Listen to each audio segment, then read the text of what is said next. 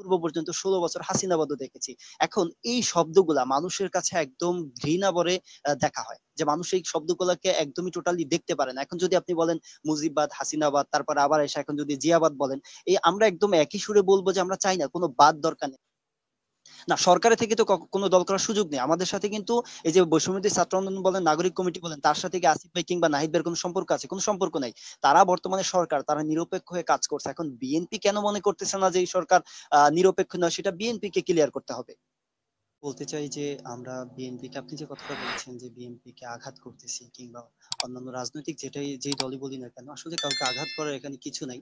আপনি দেখেন যেই 1971 সালে মুক্তিযুদ্ধের পরে 2024 সালে যে ছাত্র জনতার গণ অভ্যুত্থান হয়েছে, এই গণ অভ্যুত্থানে তো অনেক ছাত্র জনতা শাহাদাত বরণ করেছে এবং অসংখ্য ছাত্র জনতা এখনো হাসপাতাল কিংবা বাসার বেডে কাতরাচ্ছে। এখন দেখা যায়, আপনি যদি মনে করেন যে আপনি কিংবা হচ্ছে রাজনৈতিক দলগুলা যদি মনে করে যে একটা গণবিপ্লব হয়েছে, একটা ছাত্র জনতার অভ্যুত্থান হয়েছে শুধুমাত্র একটা নির্বাচনের জন্য, তাহলে আমি মনে করি এটা একটা ভুল সিদ্ধান্ত কিংবা একটা ভুল ভুল কথা আমি বলবো। কারণ এতজন মানুষ শুধুমাত্র একটা নির্বাচনের জন্য জীবন দেয় না। যে খুনি হাসিনা কিংবা ফ্যাসিস্ট সরকার নিজের ক্ষমতাকে বাস্তবায়িত করার জন্য কিংবা নিজেকে পুনরায় ক্ষমতা আনার জন্য যে সকল সিস্টেম গুলাকে যেভাবে কুক্ষিগত করে রেখেছে, যেভাবে নিজের চারপাশের বলয়টাকে শক্তিশালী করে রেখেছে, এখন পরবর্তী দল কিংবা যে কোনো রাজনৈতিক দল যদি মনে করে যে তারাও সেম ভাবে তাদের টো নিয়ে কথা বলে এগিয়ে যেতে চায়, তাহলে তো এটা সম্ভব না। কারণ আপনি দেখেন, এই যে ছাত্ররা বা সমন্বয় কি বলেন, যাই বলেন না কেন, আমরা একক কোনো সিদ্ধান্ত নিতে চাই না, কিংবা বর্তমান যে সরকার রয়েছে তারাও সিদ্ধান্ত নেওয়ার কেউ না। আমার মনে হয় যদি এদেশের জনগণ মনে করে কিংবা এদেশের মানুষ যদি চায় যে এদেশের নির্বাচন কিভাবে হবে, এই নির্বাচনে কারা অংশগ্রহণ করবে, তারাই থাকবে। আপনি দেখেন, পৃথিবীর ইতিহাসে ফ্যাসিবাদ শব্দ আছে, কিন্তু পৃথিবীর কোনো দেশে আমি দেখি নাই ফ্যাসিবাদ, মুজিববাদ, হাসিনাবাদ এইরকম কোনো এতবাদ আছে যেটা বাংলাদেশে রয়েছে। আমরা ফ্যাসিবাদের বাংলাদেশে দেখেছি, মুজিববাদও দেখেছি, এবং হচ্ছে গিয়ে 2024 সালের পূর্ব পর্যন্ত 16 বছর হাসিনাবাদও দেখেছি।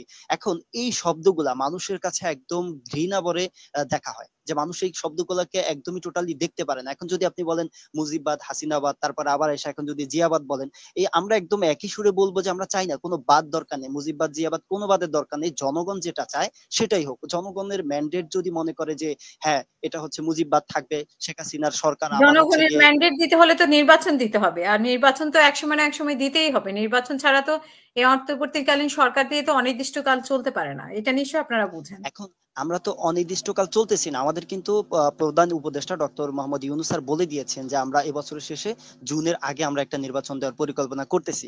এখন সেই জায়গা থেকে নির্বাচনে কারা থাকবে কারা থাকবে না সেটা তো জনগণ সুনির্দিষ্ট করে বলতে হবে, বা জনগণের জায়গা থেকে আমরা প্রত্যাশা করি যে তারা বলবে কারা থাকবে কারা থাকবে না। যদি জনগণ চায় যে জনগণের ম্যান্ডেট এরকম হয় যে এই নির্বাচনে বা আগামী নির্বাচন হচ্ছে গিয়ে আওয়ামী লীগ থাকবে, তাহলে অবশ্যই থাকবে আওয়ামী লীগ। যদি মনে করে যে বিএনপি থাকবে, বিএনপি থাকবে। কিন্তু যে কথাটা বারবার আসে যে আমাদের মির্জা ফখরুল ইসলাম আলমগীর, আরাফাত, আমাদের আওয়ামী লীগের যিনি হচ্ছে আরাফাত ইসলাম বলেছিলেন যে হচ্ছে গিয়ে নির্বাচনে যে ব্যাপারটা, এই সরকার অবৈধ এবং এই সরকারের অধীনে কোনো নির্বাচন নয়। আবার আরেকটা কথা যেটা আসে যে আপনারা হচ্ছে এই বর্তমানে অন্তর্বর্তীকালীন সরকার এরা নিরপেক্ষ নয়। এই ছাত্র আন্দোলন থেকে যারা নেতৃত্ব দিয়েছে, সমন্বয়ক ছিল নাহিদ ইসলাম, তারপর হচ্ছে আমাদের মাহফুজ আলম ভাইয়া, আসিফ মাহমুদ ভাই, তারা সরকারের থেকে নির্বাচন কেন দিবে? এটা নাহিদ ভাই স্পষ্ট করে বলেছে যে যারা নির্বাচনে যেতে চায় তারা সরকার থেকে সরে গিয়ে নির্বাচনে যাবে।